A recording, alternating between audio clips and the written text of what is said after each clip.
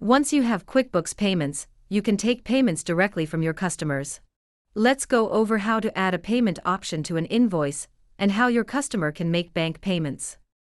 Then we'll show you how to find out more info on all the payments you've received from QuickBooks Payments and what you need to do to keep your books accurate.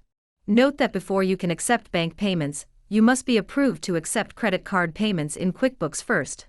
If you still need to set up QuickBooks Payments, you can learn how to do that here. First, let's add a credit card payment option to an invoice. Select Create an Invoice. Make sure your payment options are turned on. If they are, you'll see them here. If not, select the payment options from the Manage drawer and turn on the bank transfer option here.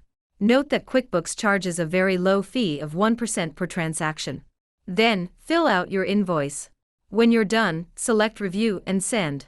Your customer will receive an email with a link to pay your invoice using the bank transfer payment method that you've selected.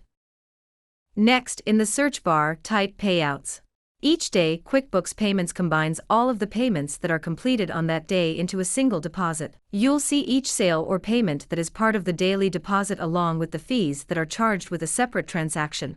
It can take 3 to 5 business days for this money to show up in your bank account. When the money hits your bank account, you'll see your deposits in your transactions feed if you have your bank account connected to QuickBooks. Select Accounting and Bank Transactions.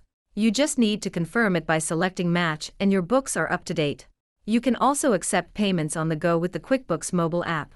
That's it. Now you're ready to use QuickBooks Payments to receive bank payments and get paid faster.